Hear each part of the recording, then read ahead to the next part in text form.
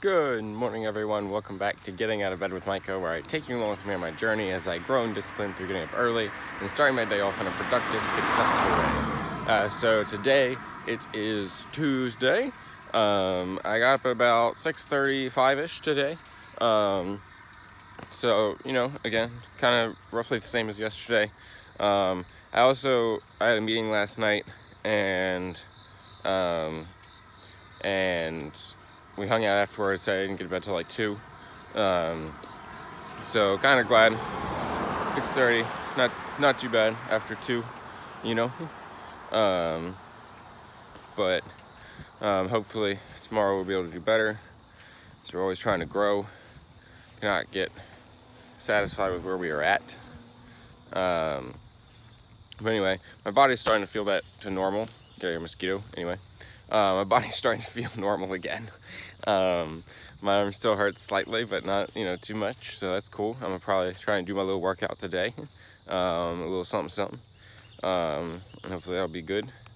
But yeah, so, that's my morning. Going pretty well, enjoying it. I don't need a hoodie today. It's back to being warm again. Weather can't figure out what it's trying to do, but we just riding with it, rolling with it. It is what it is. But anyway, yeah, so about back to the house, and I will come back at you with my thoughts from the Word today. All right, so it really jumped out at me in my Bible reading today, reading in Mark chapter 7. We see here for the first 23 verses, it's kind of on the same subject. And basically, Jesus and his disciples are eating, doing their thing. And the Pharisees notice that the disciples aren't washing their hands. And to them, this was a huge deal. They washed their hands, they washed their stuff before they did anything all the time, because it was something that they developed as a tradition, and something that they had deemed necessary to be holy, and so they come to Jesus and they're like, why don't your disciples wash their hands like the tradition of the elders? And he's like, y'all, you have totally missed the point of everything. Because obviously it's not wrong to wash your hands. I mean, it's pretty sanitary and healthy and all of that. But they had created a system that, that they were so strict on the things that you did outside of yourself, and that was their way of creating opportunity for them to get holy points or something, and they felt like that made them right with God, because it made them better in their own eyes. But Jesus is like, y'all, it's not about what goes into the body that makes a person unclean. It's about what comes out of you that makes you unclean. It's about the things that are in your heart, and whether those are clean or not. It's like sexual immorality, theft, and drunkenness, and anger, and all these different things that he talks about. He's like, it's not about these outside things that you're putting in, and how you eat your food, and this and that and the other thing. It's about your heart and the condition of your heart, and are you right with God there? But the problem with that, though, is, and I feel like what kind of led to this, is that when you keep the condition of your heart right, and when you are, and when you're focused on trying to keep your heart right with God and everything, and not let evil things in there, people don't see that.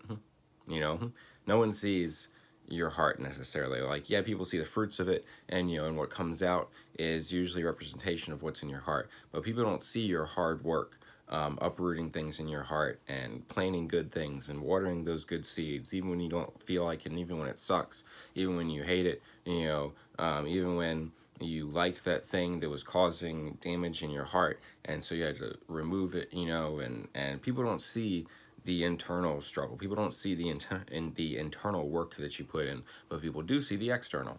And so they kind of developed this system of, I'm made holy when people can see that I'm making myself holy. And this is where Jesus was coming at them with, y'all, it was never about you making yourself holy. The whole point of everything was that you could not make yourself holy. You can't do this by yourself. That's why I'm here. But they didn't receive him, they didn't accept him, because they didn't recognize the need for him, because they developed a system of, I'm righteous in my own eyes. And that is why Jesus had such confrontation with the religious leaders and everything.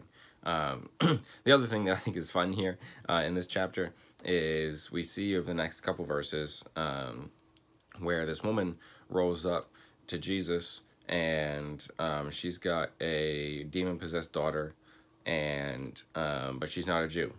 And so she's like, hey, I want this demon out of my daughter. And Jesus is like, you know, it's not right to take the food from the kids and throw it to the dogs.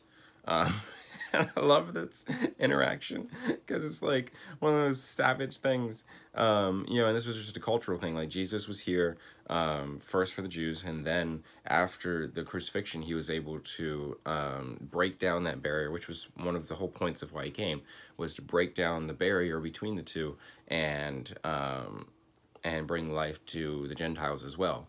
But for now, he's having to work within the system of how things are, and so he's here for the Jews. He's not here for the Gentiles. And so it's like, so basically it's like, yeah, no, sorry, I can't give you any food, dog. Like literally dog. And she's like, yes, but even the dogs get to eat the scraps that fall from the table. And this, the humility of this, is something that took him back. And he was like, because of your response, your daughter is healed. And she went home, and demon was gone.